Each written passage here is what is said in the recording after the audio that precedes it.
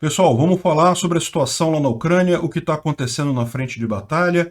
Vamos falar sobre o principal problema no momento, que é a usina de Enerhodar, usina nuclear, que está sendo usada como arma pela Rússia. Esse é o vídeo do dia 7 de agosto de 2022. A gente faz vídeos aqui todos os dias dando atualização da Ucrânia, então cuidado para não ver vídeo velho, né?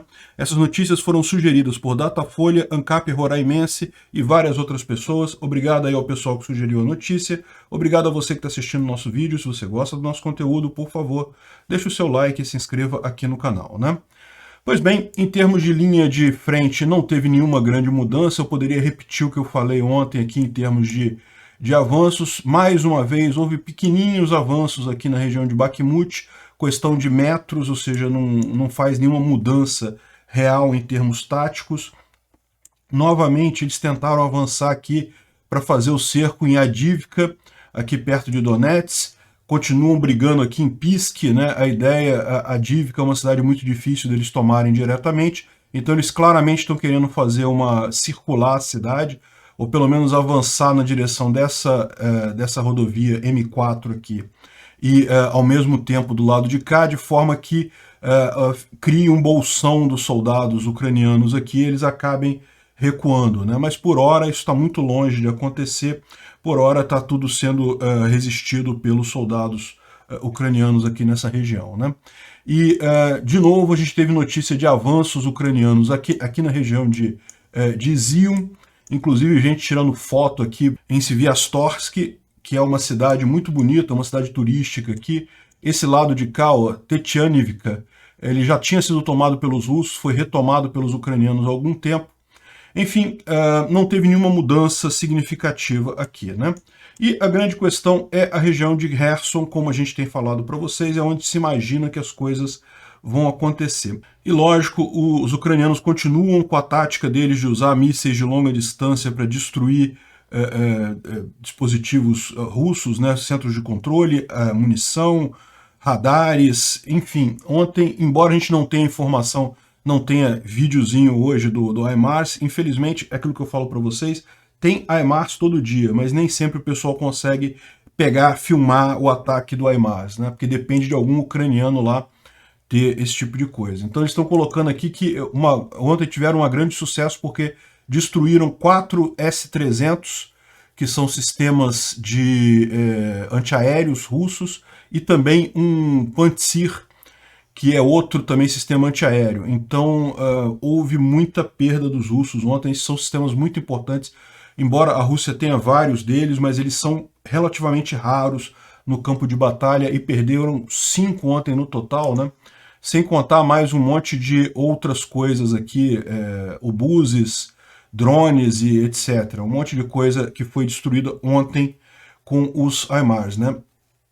Mais um centro de munição também foi destruído. Enfim, a gente não tem imagens, mas pode ter certeza que teve muita destruição. E, inclusive, essa destruição dos S-300 explica por que a gente falou ontem isso, que a aviação ucraniana ontem estava fazendo a festa em Kherson, atingiram vários alvos e coisa e tal, justamente porque aparentemente, antes disso, conseguiram destruir esses sistemas antiaéreos, né? É muito complicado voar com um avião onde tem esse tipo de sistema, porque o seu avião pode ser alvejado com muita facilidade. A coisa tá caminhando lá no sul, e a coisa curiosa que aconteceu ontem, lembra, dia 6 de agosto era um dia que estava mais ou menos marcado da seguinte forma: o comando ucraniano falou que esperava uma ofensiva russa no dia 6 de agosto. E daí os russos estavam interpretando isso como dizendo que seria um ataque ucraniano no dia 6 de agosto. Ou seja, eles estão falando assim, não, a gente não vai atacar. Então certamente os ucranianos estão falando isso para disfarçar o fato de que eles vão atacar no dia 6 de agosto.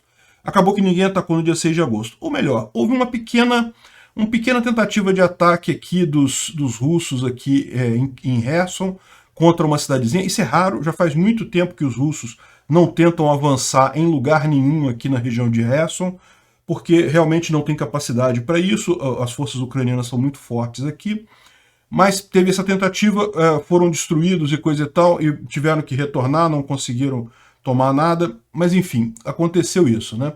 E aí esse tipo de coisa, esse jogo de palavras, né, dos ucranianos estarem falando tanto sobre essa ofensiva em Kherson, como é que eles vão fazer, que, né, avisando às pessoas, aos civis lá, que é para juntar alimentos e não sei o que lá, isso levanta uma dúvida, né? Assim, é uma boa tática militar você avisar que vai fazer um ataque desse, porque, em tese, o fator surpresa é uma coisa positiva, né? Você pegar o seu inimigo desprevenido é muito melhor do que você avisar ele que vai atacar, né? E aí é curioso isso, justamente o Phillips O'Brien, que é um especialista militar escocês, ele está fazendo uma análise disso, ele perguntando assim, ó, a estratégia, a Ucrânia e a estratégia de telegrafar as intenções ou não. Ou seja, o que ele está querendo dizer aqui, né? Exatamente o que a Ucrânia está fazendo quando ela fica falando que vai atacar em Kherson. Bom, primeiro ele fala aqui um pouco sobre como é que está a situação, ele lembra que realmente teve uma diminuição sensível, né? A gente já falou sobre isso em outros vídeos. Isso daqui é uma imagem do início de julho, e você vê como é a quantidade de fogos que tinha, né? Isso aqui é um registro do satélite FIRMS da NASA, que é o mesmo que identifica queimadas na Amazônia. Então, vê aqui que tinha muita coisa na linha de frente mesmo, muito ataque, e agora você vê a mesma visão do mesmo satélite, agora você vê que tem muito menos isso, justamente porque os russos não estão conseguindo mais fazer chegar na frente de batalhas tantas munições, tantos cartuchos de artilharia, né, devido aos ataques dos HIMARS no centro de munição. Então, repara como é que realmente está muito mais leve aqui no Donbás o ataque. É aquilo que a gente está falando, os russos ainda estão avançando muito devagar, mas estão avançando, mas está muito perto de chegar no limite deles de não conseguirem avançar mais, né? E bom, aí ele mostra, por outro lado, aqui em Kherson, né? Repara que é a mesma visão do FIRMS, e ele mostra aqui, isso aqui também em julho, dia 9 de julho, mostrando como é que estava bem concentrado na linha de frente aqui, dá para ver direitinho a linha de frente aqui nessa região, né, com os fogos do FIRMS da NASA. E agora, se você olhar agora, está diferente, está muito mais distribuído em toda a região, né? E na visão dele é que isso mostra que, na verdade, a Ucrânia ela já está fazendo esse ataque, já é uma guerra diferente nessa região, né? Inclusive aqui também na região de Zaporizhia, aqui no sul, você tem uma distribuição muito maior desses fogos. A quantidade parece a mesma, mas estão mais distribuídos, né? E aí ele fez uma coisa que ele se perguntando a questão justamente por que a Ucrânia fica falando que vai invadir Kherson. E aí a hipótese que ele coloca aqui, que faz todo sentido no mundo, é porque a Ucrânia sabe que Kherson é favorável para ela geograficamente. Ela tem a vantagem de poder controlar as pontes, são poucas pontes que o pessoal pode atravessar o rio de Dnipro, e o ambiente ali, a região, a geografia é muito interessante para a Ucrânia conseguir conter os russos ali. Então, de certa forma, o fato da Ucrânia ficar falando, insistindo que vai atacar Kherson, que vai atacar essa região, é justamente para atrair as tropas russas para cá. Por quê? Porque daí a Ucrânia enfrenta essas tropas numa situação melhor, numa situação mais favorável para eles, né? Ou seja, o que ele está querendo dizer aqui? Que não esperem que, num curto prazo, a Ucrânia vai, de fato, fazer uma contraofensiva em Kherson. Na verdade, eles vão... A ideia deles, por hora, pelo menos, ainda é atrair muito do exército russo para cá, aliviando o fronte de batalha em outros lugares em que a posição geográfica não é tão favorável assim para os ucranianos, e aí traz um monte de coisa. E, de fato, a gente falou para vocês que os russos trouxeram 30 BTGs aqui para essa região, ou seja, no final das contas, focaram muito do esforço dele. Eles têm um total de 120 BTGs aqui, né? Mas lembra de novo, 120 BTGs que estão todos eles na míngua, né? Com muito poucos soldados. Provavelmente não chegam a 600 soldados, que seria o mínimo de um BTG. Mas, de qualquer forma, uma boa parte desse contingente, um quarto basicamente, foi colocado aqui na região de Kherson pelos russos, justamente prevendo ou acreditando que o exército ucraniano faria essa contraofensiva ali na região. E aí, ou seja, repara como é que os ucranianos agora têm uma grande quantidade de armas russas, uma grande quantidade de pessoal russo naquela região, que eles conseguem atacar com muita facilidade, que eles conseguem destruir com muita facilidade. E daí eles podem usar essa técnica de continuar causando danos aos russos na posição mais favorável possível, né? Então achei interessante a tese dele, me parece razoável. É lógico, essas coisas a gente só vai saber exatamente o que é o planejamento daqui a 10 anos, 20 anos, né? Guerra, é lógico que todos os lados escondem informação, ninguém fala tudo, toda a verdade, é tudo muita suposição. Mas essa suposição dele aqui me parece bastante razoável, ou seja, o fato da Ucrânia falar sobre essa ofensiva aqui em Kherson tem por objetivo trazer tropas para cá, onde a Ucrânia pode continuar a guerra de atrito dela, que é a guerra de causar danos nos russos, num ambiente mais favorável para eles, né? De qualquer forma, ontem teve mais um colaborador russo assassinado na região de Nova Kakhovka, o Vitaly Gura, que foi colocado como diretor lá da administração de Nova Kakhovka pelos russos, acabou morrendo agora com um tiro, e não vou mostrar aqui, tem a imagem ali, mas eu não quero mostrar porque o YouTube não gosta disso. E tem uma coisa curiosa nessa história, né? Você já parou para pensar como é que os partisãos, como é que os civis nessas cidades ali conseguem explosivos, conseguem armas para atingir os russos, né? E a verdade é que muitos dos explosivos são comprados dos próprios russos, né? O pessoal ali da região, sempre muitos civis conseguem comprar com alguns russos que acabam sendo mais amigáveis, comprar munição, comprar explosivos e acabam usando isso contra esses colaboradores aqui, né? Realmente, enfim, uma ironia, né? Mas é isso daí mesmo. Bom, o grande problema que circulou ontem na mídia tradicional, a gente já falou no vídeo de ontem, então não é novidade para vocês, mas vale a pena a gente colocar porque realmente é um problema sério, é a questão do uso de Enerhodar como arma pelos russos, né? A usina nuclear de Enerhodar fica aqui nessa região aqui tomada pelos russos, é a maior usina nuclear da Europa em operação.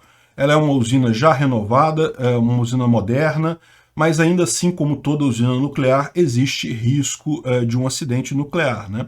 Ela tem uma série de mecanismos de defesa e coisa e tal, não é uma usina tão ruim quanto era Chernobyl, por exemplo, em 86 e coisa e tal, mas ainda assim é uma preocupação para muita gente porque não tem sistema de defesa, sistema contra acidente que lide com bombas e coisa e tal. E, por exemplo, você pode ver aqui prédios da própria usina que foram bombardeados pelos russos, né, para justamente acusar os ucranianos disso e dizer que eles estão botando em risco a usina e coisa e tal.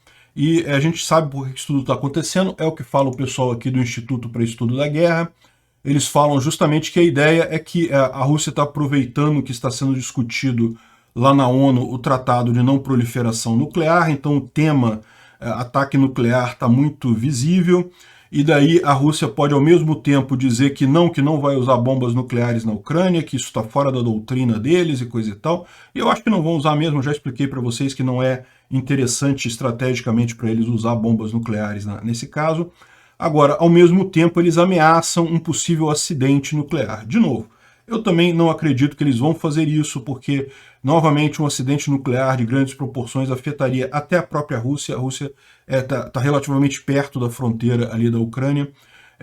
Então, eu não acredito que eles vão fazer alguma coisa desse tipo, mas o intuito é claro, o intuito de intimidar, de ameaçar é muito claro, né? E o problema todo é esse, né? Porque a Ucrânia está usando essa área toda, essa usina, como armazenagem para armas, para munição, estão estocando munição no prédio dos reatores. Por quê? Porque eles sabem que neste prédio dos reatores os ucranianos não vão lançar um HIMARS ali, porque, né, explodiria a usina. Então, ou seja, acaba sendo usada como uma arma. Isso aqui é dentro do prédio da usina, tá? Olha só, tudo destruído por bomba dentro do prédio da usina. Não é o prédio do reator, mas é um prédio dentro da usina.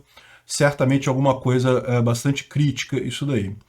Bom, segundo a informação que a gente tem da própria empresa, né, que está gerenciando a usina lá, ela disse que o problema maior que está todo mundo reclamando, inclusive o pessoal, os inspetores da ONU, é que os monitores de radiação que ficam no entorno da usina foram destruídos pelos russos, né? Os russos ou não sabiam o que era aquilo, ou acharam que podia ser alguma coisa, algum dispositivo de informação ucraniano. Eles destruíram os monitores de radiação que tinha no entorno da usina. Então isso é um problema, por quê? Porque daí você não, se houver um acidente, você não vai ter a medição para saber aonde está indo a radiação, né? Agora, segundo a própria empresa, não existe ameaça, não existe por hora problema com radiação naquela usina ainda. Então isso é uma boa notícia, ou seja, está tudo na fase da ameaça, mas não há de fato problemas significativos por ali, né? E o coronel Vadim Klimenko é o criminoso de guerra que está gerenciando essa ocupação russa de Zaporizhzhia, né, da usina de Zaporizhzhia, né? Então esse cara é o criminoso de guerra que está comandando essa invasão russa lá. Bom, tivemos mais uma boa notícia. Os Estados Unidos vão mandar mais $1 bilhão em armas para a Ucrânia, que vai incluir munição para HIMARS e também o sistema NASAM de proteção de sistema antiaéreo, né? Ou seja, é o mesmo sistema que é usado na Casa Branca para proteção antiaérea, é um sistema muito bom e vai ser enviado para a Ucrânia nesse pacote de agora. Lembra, esse aqui é outro pacote. A gente falou no início da semana passada que tinha um pacote de $550 milhões com munição de HIMARS e coisa e tal. Esse aqui já é outro pacote, excelente a notícia, né? E entrando nesse assunto, a Anistia Internacional, a gente falou sobre esse caso também alguns dias atrás, quando saiu esse reporte aqui da Anistia Internacional, e falando um absurdo, culpando a Ucrânia por morte de civis, uma coisa totalmente propaganda russa clara. E eu falei quando eu falei sobre esse reporte absurdo aqui da Anistia Internacional, que o problema aqui é claro, né? Direitos humanos, olha só, eu quero deixar muito claro, eu fico com muito medo de criticar essas entidades de direitos humanos e o pessoal achar que eu não acredito em direitos humanos. Não, eu sou advogado, eu conheço esse negócio, eu sei da importância dos direitos humanos, eles são princípios, inclusive, libertários. Agora, essas organizações para cuidar de direitos humanos são infestadas de esquerdistas. São mesmo, infestadas de esquerdistas. E esquerdista, para ser apoiador do Putin, é um pulo. E o que a gente descobriu é exatamente isso. Quem escreveu esse artigo aqui especificamente foi justamente a mesma mulher que fez esse documentário da CBS aqui, dizendo que menos de 30% das armas que o Ocidente manda para a Ucrânia chegam na linha de frente. Que, de novo, é outra propaganda russa clara nesse caso. Ou seja, está mais do que na cara que essa mulher, que é a escritora desse artigo, é simplesmente uma agente russa. É muito normal isso, ou seja, a Anistia Internacional, eu não sei se a entidade inteira está comprometida, mas certamente existe gente comprometida com a Rússia ali dentro, né? Um absurdo completo. E aí eles têm esse documentário também foi lançado, dizendo que só 30% chega, que ninguém sabe o que acontece com o resto, e coisa e tal, né? E qual que é o objetivo disso? É justamente porque quer influenciar a opinião pública americana para não apoiar mais os Estados Unidos e os parceiros do Ocidente o envio de armas para a Ucrânia. Só que isso é uma besteira completa, porque, como eu disse para vocês, essas armas modernas todas têm geolocalização, não tem como isso não chegar lá nos lugares corretos. É lógico, nem tudo vai imediatamente para a linha de frente, a Ucrânia tem a expectativa de fazer uma contraofensiva, então é possível que uma parte desse armamento esteja sendo mantida em reserva para ser usado na contraofensiva, mas isso não quer dizer que foi desviado, está simplesmente em reserva. Enfim, se houver algum caso de algum desses dispositivos com mais capacidade ser desviado e coisa e tal, os Estados Unidos vão ficar sabendo até antes dos ucranianos, né? Então isso daqui tudo é claramente propaganda russa e evidentemente que essa mulher está vendida para os russos. Normal, acontece com muita gente na esquerda. Assim, essa propaganda russa aqui é muito engraçado. Eu falei sobre isso já lá no meu Twitter, tá? Se você quiser acompanhar, eu falo de vez em quando umas notícias sobre isso, @ancapsu lá no Twitter, e de vez em quando eu boto isso daí, mas é muito engraçado isso, essa propaganda russa para você ir morar na Rússia, né? Ah, não dizendo que a Rússia tem cozinha boa, não sei o que lá. Beautiful Women e bota foto de criança. Enfim, altamente estranho esse negócio aqui, né? História rica, aí bota uma foto de Kiev, na Ucrânia. Enfim, tentando levar o pessoal para lá, falando que não, que o gás é barato, não sei o que lá.